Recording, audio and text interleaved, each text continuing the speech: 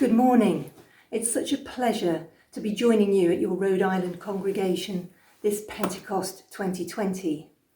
I am recording this from Durham in England, tucked away in the northeast corner of the country, just south of the Scottish border. Spring is here, but the city is very quiet because of the strange current situation. I spent the last 8 years living in Connecticut, and I'd only just come back to England when the coronavirus suddenly prevented all travel. So I'm missing New England very much, and for that reason, it's a real pleasure to be with you this morning, to be doing online church. And I also want to say hello to anyone who's checked in from anywhere else this morning. One of the interesting things to me about moving all our regular church activities online is that our congregations are not limited to local in the same way that they usually are. So on the one hand, while we're missing personal presence because we can't be together in our usual settings, on the other hand, I've found myself worshipping online in recent weeks with people from all over the world. Our present circumstances undoubtedly are very difficult, but the story of Pentecost is that the Holy Spirit is surprising and unpredictable, and if we listen very carefully, I believe we might see God at work in places that we never expected and in ways we never imagined. The Holy Spirit is often referred to with the somewhat dull-sounding label, the third person of the Trinity. But the imagery in today's readings is very far from dull. Luke, writing in the Acts of the Apostles, describes a rushing, mighty, violent wind and tongues of fire, both images of transforming and even frightening power. Mighty winds, gales, tornadoes, these are destructive forces. And we all learn at our mother's knee that if we play with fire, we might get burned. So Luke's imagery is far from gentle, mild, or passive. This is a God to be reckoned with. John, though, in his gospel, uses a completely different image. He tells us that Jesus breathed on them and said, "Receive the Holy Spirit." This is a gentle, intimate scene. You have to be very close to someone for them to breathe on you, as we've all been told repeatedly as this pandemic has broken out. But it's also a theological point. The Greeks used the same word, pneuma, for spirit and for breath, and for the movement of the air, whether that's a gentle breeze or a mighty wind. The same ideas are at play in the English word inspire. Its original meaning was simply to blow on or breathe into. But around 1308, the Italian poet Dante began using it in a slightly different way and started the trend for using the word inspiration to describe creative work or brilliant ideas. Now everyone in creative work hopes for inspiration. The poet needs a muse, the preacher hopes for unction, the painter waits for illumination. And even scientists speak of the flash of inspiration, that idea that seems to come out of nowhere, that will suddenly lead them down a new avenue. Inspiration is the something extra, the mysterious connection, the new angle, the missing piece of the jigsaw that pulls all the pieces together. We can work as hard as we like, but without inspiration, our work remains nothing more than workmanlike. Where do we find this inspiration? Where do we find the Spirit? I think there's a clue, not only in the action of the Pentecost story, but in its location. You see, both Luke and John tell us that the Spirit came, the inspiration occurred, when the disciples were all together in the upper room. The Greek word is kataluma. It means a large all-purpose guest room where people would gather to eat or socialise or have meetings. And this particular upper room was the same one where the Last Supper had taken place, where Jesus had told his friends, "I'm going away, but another comforter will come."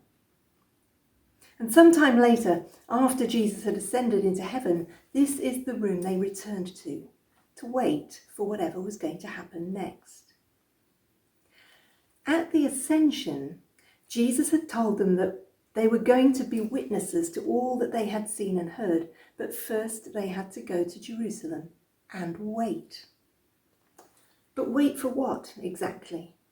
Jesus didn't actually say what they were waiting for. He was pretty vague on the details, and neither did he tell them when it was going to happen. Of course, we have the benefit of the liturgical year, and we know that Pentecost always comes 10 days after Ascension Day. But the disciples had nothing more to go on than Jesus' instruction, vague though it was, to go and wait in Jerusalem. They didn't know what they were waiting for. They didn't know how long they were going to wait. So there they were in the upper room in a kind of lockdown, just waiting it out. The parallel between their situation and ours right now is quite extraordinary. Even though this was post-resurrection, they really were not having one long celebratory party. We celebrate Easter with so much emphasis on the joy and the happy ending that I think we often miss this part of the story. We see the good news and we miss the undercurrent that the disciples actually were showing all the signs of being really disoriented during the resurrection period. Read through those pages from the crucifixion to the end of the Gospels and read between the lines, and you can see that they were still in some serious shock and trauma. Of course, every time Jesus shows up, there's lots of joy and hope. But whenever he does appear, what happens is that he breaks into scenes of depression, of PTSD, of dissociation. Those are the things we would call it now. Those two disciples walking to Emmaus were in deep sorrow. Peter, at one point, just walked away, resigned, and went back to Galilee. The disciples were traumatized. They were weeping, or they were angry, or they were depressed. And it's no wonder, because they just lived through an utterly traumatic experience and been plunged unexpectedly overnight into unfamiliar circumstances where all their plans were put on hold, and they had no idea what to do next. Parallels? This Pentecost 2020, I think we can relate to all of that very well indeed. So I think there's a real mercy in there being a long, quiet time in this upper room, just to wait between Ascension and Pentecost. Of course, it might have been more reassuring if Jesus had said to them, go and wait in Jerusalem for 9 days, and Sunday week I'll send you the Holy Spirit and some clear instructions. But he didn't say that, he just said go and wait. And 9 days, 10 days, or in their life, of course, probably much longer than that, they had time just to take a breath and heal. When Pentecost eventually did come, it's interesting that the disciples didn't all feel it in the same way. Luke remembers the great drama of those stormy winds and the tongues of fire. But for John, the abiding memory was receiving the Spirit in that quiet, intimate scene, like feeling a friend's breath on his face.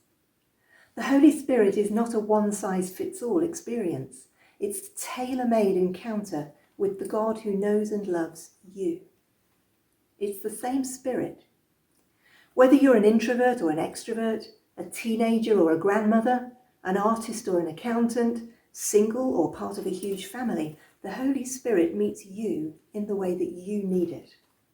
And right now, in this season of coronavirus, you may be feeling cooped up, dying to get out there and tackle the future. Or you might be feeling exhausted and want nothing more than to crawl back under the covers. The Spirit knows what you need, what your experience of this current crisis has been like, and the Spirit will come to you in the way that you need it most. One of the things we live with as Episcopalians is that the seasons of our lives don't always coincide perfectly with the seasons of the church year. It would be so convenient if we always felt contemplative on Good Friday and happy at Easter, but it often doesn't work out like that. Sometimes we feel out of step with the season that we're celebrating. Just as in the upper room, we have been forced recently to wait for a lot of things. We don't know when there's going to be a vaccine or good treatments. We don't know how long we're going to be grounded in our towns, unable to travel, or when our stores and businesses and schools and colleges are going to be reopening. We just don't know. We have just got to wait. Now there are stories everywhere of people who right now are acting in completely inspired ways. Health and emergency workers, teachers, volunteers, parents, pastors, all kinds of people. And I feel the most immense gratitude for the inspiration and the amazing work that they're doing. Some of it nothing less than heroic, really. But there are others who are feeling quite lost at the moment, who have no clear role to perform, or who have to stay indoors for health reasons. And that can feel quite debilitating. Again, let's remember, Pentecost is not a one-size-fits-all. It's a story of waiting, waiting, waiting, and then the Spirit coming to each person in a slightly different way.